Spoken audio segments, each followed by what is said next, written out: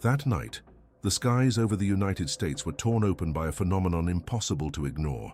Thousands of people across different states reported seeing something otherworldly, pulsating lights that appeared and vanished, accompanied by a deep, echoing sound, like trumpets reverberating through the clouds.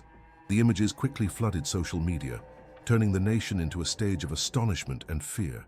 "I've never seen anything like this in my life," said a woman from Ohio in a shaky phone recording, pointing to the horizon where a glowing red streak seemed to cut across the heavens.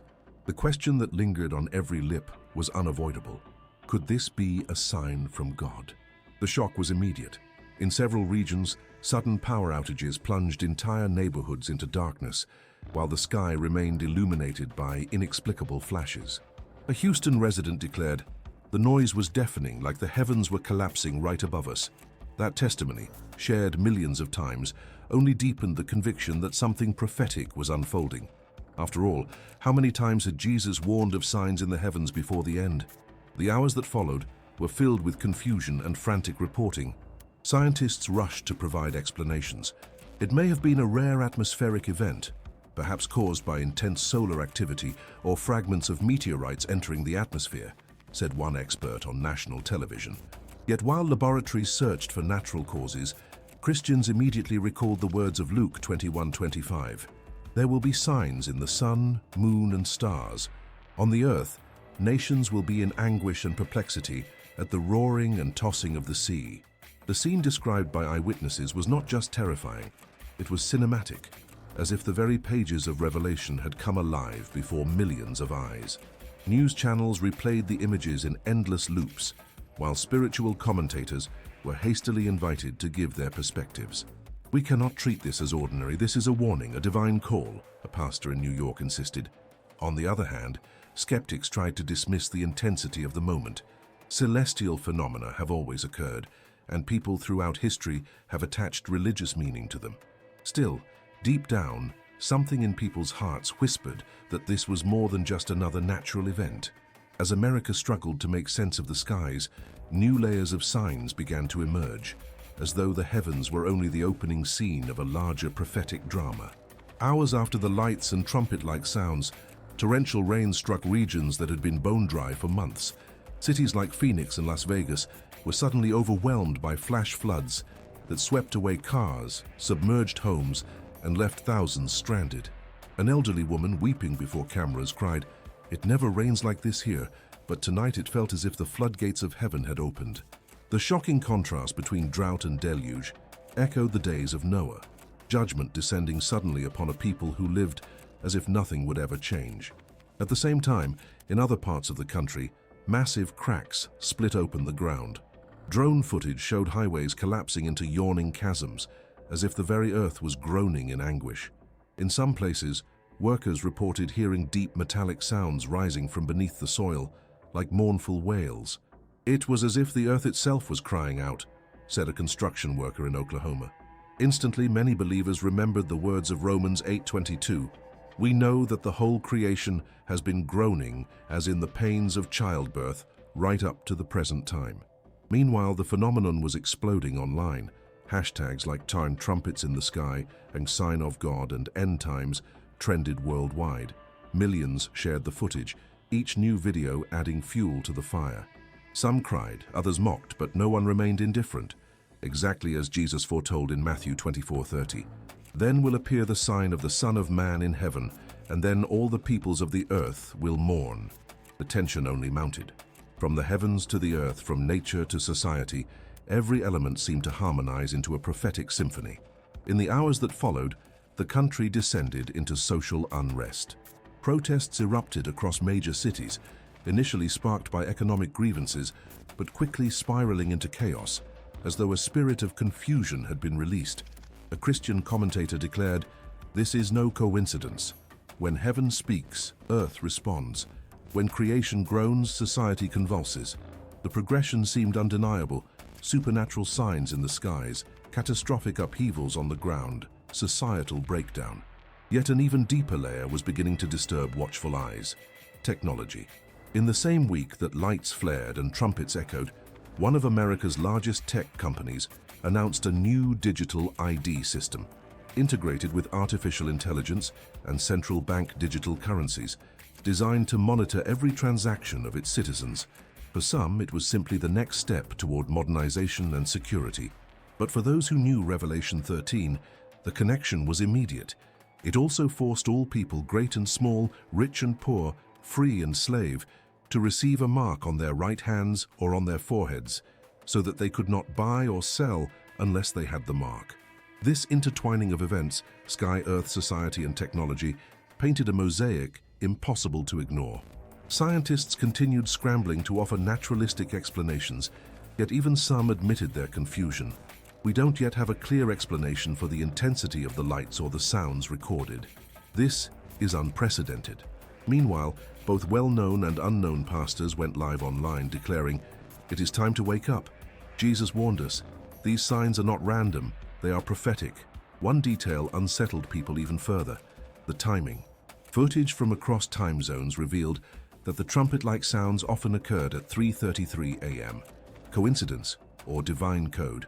The Bible is filled with symbolic numbers, and 3 represents divine perfection, the Trinity. Could God be marking a precise hour to awaken a slumbering world?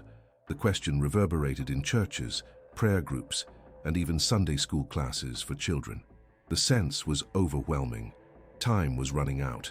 The United States, long accustomed to dominating headlines with politics or innovation, now found itself confronted by a higher reality. A nation founded on the motto, "In God we trust," was being reminded of the promises and judgments of the Lord. And the question could no longer be ignored: were they ready for what was coming? Amid the turmoil, pastors reported a sudden surge of church attendance. People who hadn't entered a sanctuary in years arrived weeping, confessing, "I don't know how to explain it, but I felt I had to come back to God." Young people, once consumed by entertainment and digital noise, began opening their Bibles, searching for answers. Modern prophets cried out, "This is only the beginning. What we've seen is a prelude. More is coming." But with revival came ridicule. Influencers mocked believers with satirical videos. "The trumpet sounded because someone left their microwave running," one quipped. Polarization grew sharper. On one side, multitudes trembling and turning to God. On the other, voices of scorn, just as Peter warned in 2 Peter 3:3-4. "In the last days scoffers will come, scoffing and following their own evil desires. They will say, 'Where is this coming he promised?'" The stage was set. A nation divided between awe and mockery, between fear and indifference. Yet for those with spiritual eyes, the message was unmistakable. Heaven had spoken, earth had groaned, society had trembled, and technology had unveiled its true face. And through it all, the voice of Jesus echoed once more, "Therefore keep watch, because you do not know the day or the hour." As dawn broke over the United States, the memory of that night lingered like a haunting shadow. News anchors replayed the footage, reporters interviewed shaken citizens, and churches filled with people desperate for answers. Yet what unsettled everyone the most was the sense that this was not a random cosmic accident, but the beginning of something much larger. The words of Jesus in Matthew 24 resonated deeply. "Nation will rise against nation, and kingdom against kingdom. There will be famines and earthquakes in various places. All these are the beginning of birth pains." In the hours that followed, reports of unusual phenomena continued to pour in from different corners of the country. In the skies above California, witnesses described clouds twisting into shapes resembling angelic figures, glowing faintly in the night. In Texas, families recorded strange circular patterns appearing in the heavens, moving with unnatural precision. Scientists labeled them rare atmospheric vortices, but many believers whispered that they were heavenly messengers, warning of what was to come. A woman in Dallas cried into the camera, "It looked like an angel stretching its arms across the sky. I know what I saw, and I believe it was a sign." As the nation debated, the ground beneath their feet continued to tremble. In the Midwest, earthquakes shook regions unaccustomed to seismic activity. Entire neighborhoods reported objects falling from shelves, windows rattling violently, and a low rumble that seemed to come from the core of the earth. One farmer from Kansas described it vividly. "The soil shook under my boots. It wasn't just the earth moving. It felt like creation itself was warning us." Those words spread like wildfire online, with many tying them directly to Joel 2:10. Before them the earth shakes, the heavens tremble, the sun and moon are darkened, and the stars no longer shine. Social unrest, already simmering in America, escalated in the wake of these events. What began as protests over inflation and political distrust transformed into waves of chaos sweeping through major cities. Shops were looted, cars set ablaze, and clashes between demonstrators and police turned violent. Television screens flickered with images of smoke rising from once bustling streets, while commentators struggled to explain the collective fury consuming the population. For Christians familiar with prophecy, it was yet another layer aligning perfectly with 2 Timothy 3:1-2. But mark this, there will be terrible times in the last days. People will be lovers of themselves, lovers of money, boastful, proud, abusive, disobedient to their parents, ungrateful, unholy. At the same time, whispers of political instability spread across Washington, where leaders held emergency meetings. Behind closed doors, documents circulated about new policies to implement nationwide digital identification tied to financial transactions. Proponents argued it would combat fraud and ensure safety. Critics warned it meant surveillance and control. Christian leaders, however, saw something more sinister. This is the infrastructure of Revelation 13 unfolding before our very eyes, a pastor thundered in a live broadcast. The mark of the beast is not science fiction. It is technology dressed as progress. His words, clipped and shared across platforms, reached millions of viewers, igniting both fear and conviction.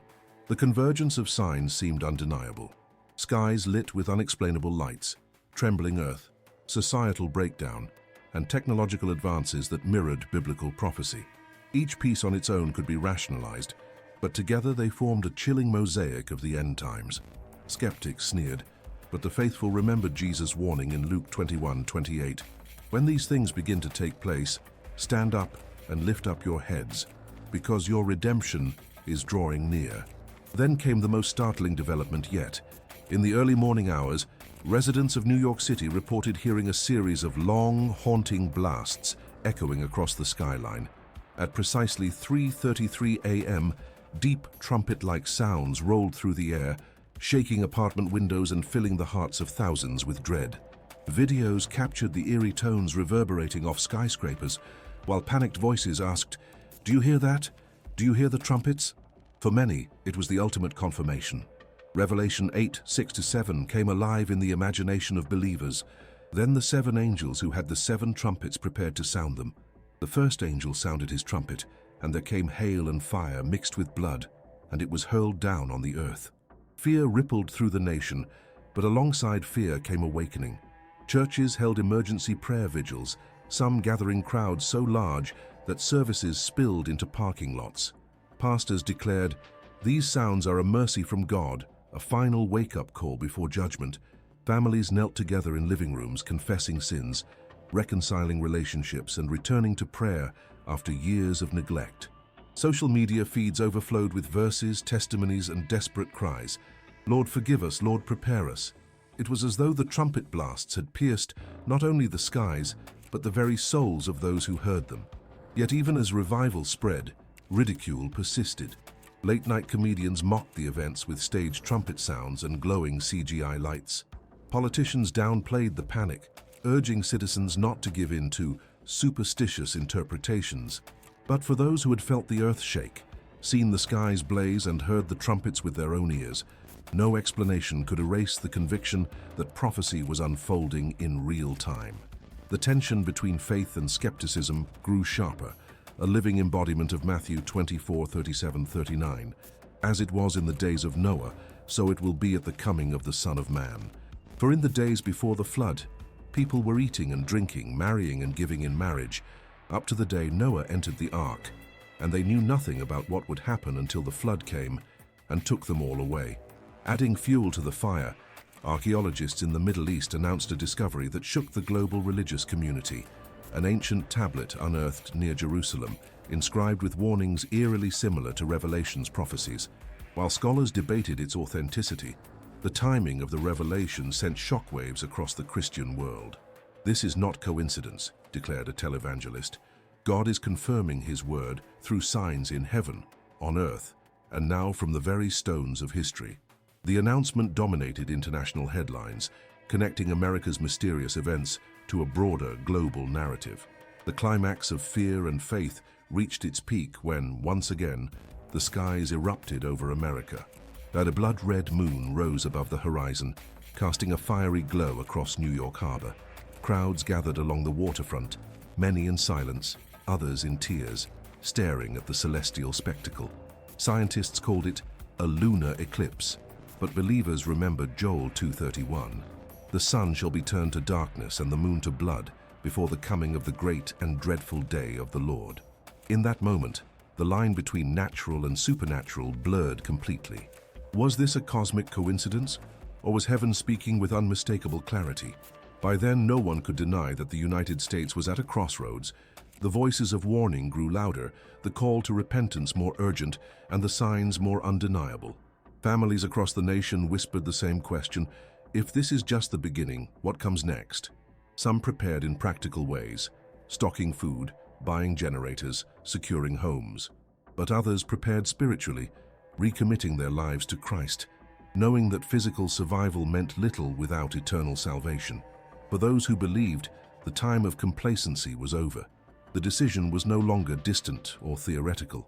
The hour had arrived, and so the second act of this unfolding story closed with a haunting tension. The skies had spoken, the earth had groaned, society had trembled, and prophecy had collided with reality. Whether one mocked or believed, no one could claim ignorance anymore. The words of Revelation 16 rang truer than ever.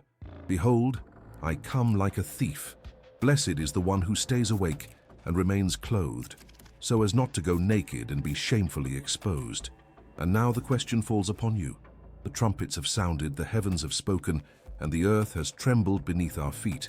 These are not random accidents, but urgent calls to awaken, repent, and prepare. Jesus warned that the end would come suddenly, like a thief in the night. The signs are here, clear and undeniable. The time for indecision is gone. The choice is yours, to mock, to ignore, or to believe. But remember this, eternity is already unfolding. Are you ready to meet him when he comes?